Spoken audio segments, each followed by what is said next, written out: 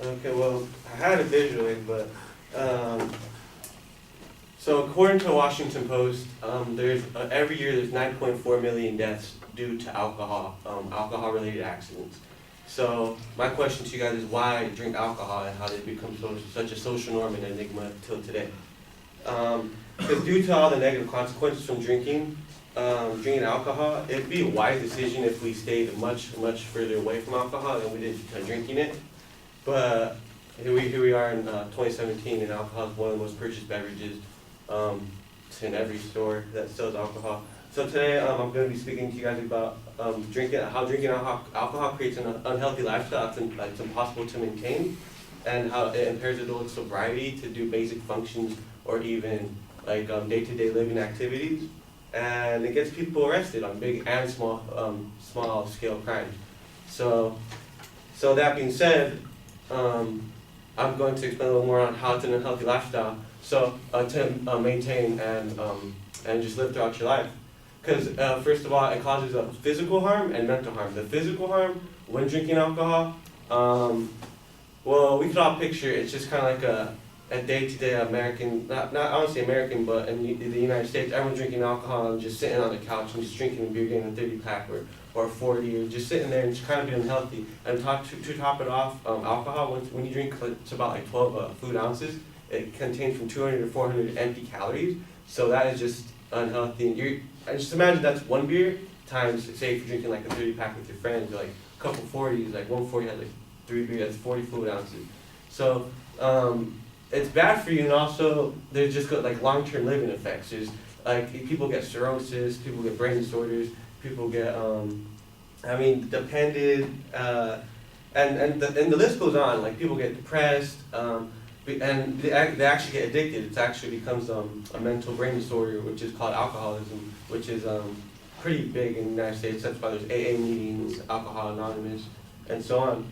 And some of the mental harms would be other physical effects, and like mental to physical would be like relationships with alcohol. So a lot of people put their alcohol addiction before the relationship with their family. For like mothers, brothers, cousins, they'll just, and even job and work. So it's a pretty sad thing. So like with those two things, it's kind of hard to maintain a lifestyle while you're drinking alcohol every day-to-day basis, because it's almost impossible. Well, it pretty much is. There's so many deaths that lead to it. But like I said in Huffington Post, there's 9.4 million deaths every year, and that was a statistic taken in 2016 on 2014. So it's pretty current.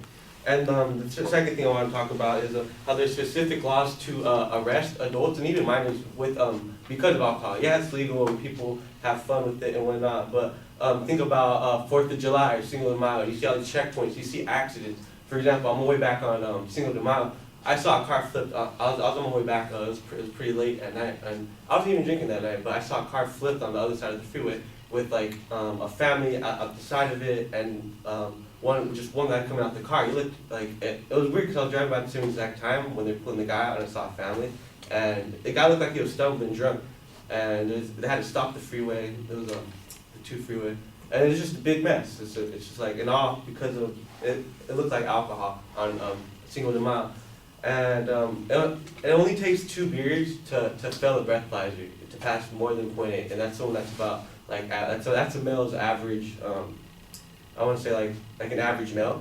and females alcohol affects them a little more. It's just how it is on their body. So God knows how much it would take for a female, probably like a beer and a half, something like that. Because that's when you blow over 0.08 in the breathalyzer, and you feel it, and you're not even drunk. You just drank 2 beers, or in most cases, and. One of the last points I want to talk about is how alcohol causes people to become impaired and act wrong and improper in basic situations.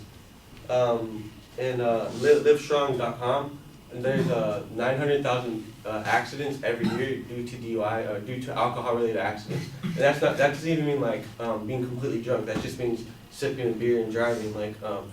and it impairs like doing small things. For example, like they don't have to be completely drunk. They could just be driving and just forget to signal and just be a little buzz and boom, there's a car accident due to alcohol, or vice versa. And there's like I said, 900,000 deaths per year, and that number is increasing, and that's just to accidents, so it's not to deaths.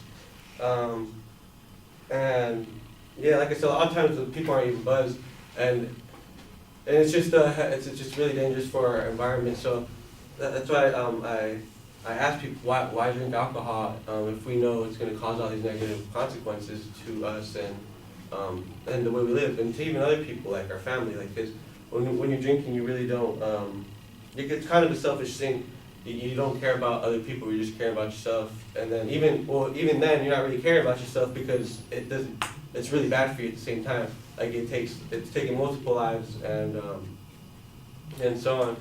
But to conclude, it would be a lot wiser if we stay away from alcoholic beverages because of all the negative side effects and we wouldn't be able to live a healthy lifestyle. You can't maintain a relationship and work, like jobs, I should say, and it makes people act indifferent in basic situations. Say if I was drunk in this situation, I wouldn't be able to talk as properly. I'd be slurring. I wouldn't be able to give more of a proper presentation. But that's pretty much to conclude. It'd be smart to stay away from a lot of alcoholic beverages. Thank you.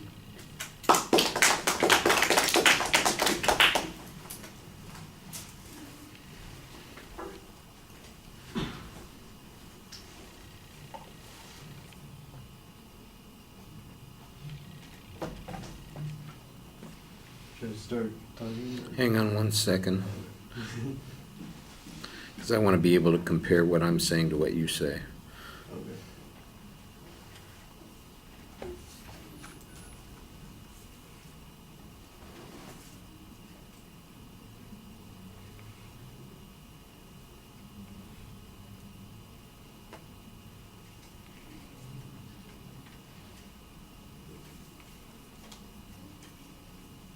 Okay.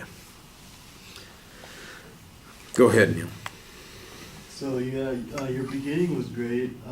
You had a clear thesis statement about how you're gonna talk about the dangers of alcohol and why it leads to an unhealthy lifestyle. You gave us a great preview of what you were going to talk about.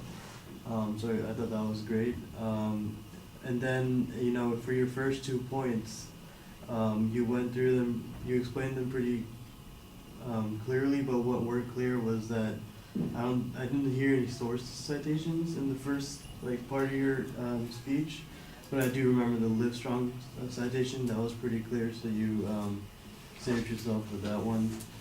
I think you should improve on your pace. You were kind of going pretty fast, a bit too fast for the audience to kind of keep up with you. And yeah, maybe more sources, and also you were kind of looking up too much, at the sky or whatever, and you weren't really connecting on the audience on an eye level, so yeah. Okay.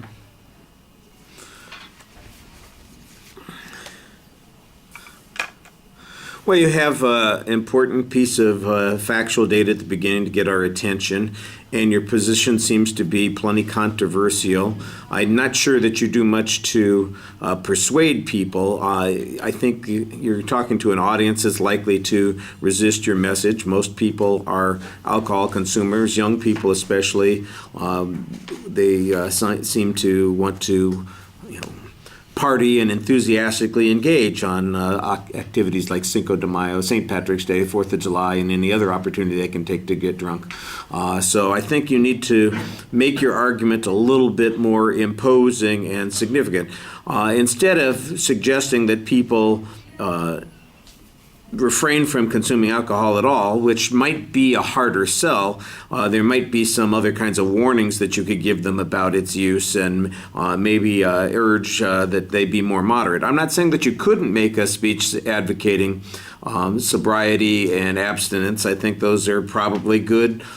They're good arguments to be made there, but they're a harder sell, and you're not really making an effort to sell this so much as you just kind of, I'm going to give you my evaluation of what the world's like, instead of trying to convince you that my evaluation is correct and that you should follow it and share that point of view.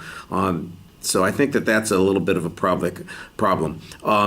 You labeled the first point when you got to it pretty clearly, but after that I didn't think that was quite as neat. The transitions are a little problematic. I do see a distinct point when you get to the relationship point. However, once you are on those points, there's no information except some hypothetical, vague reference to how relationships could be damaged by people's consumption of alcohol.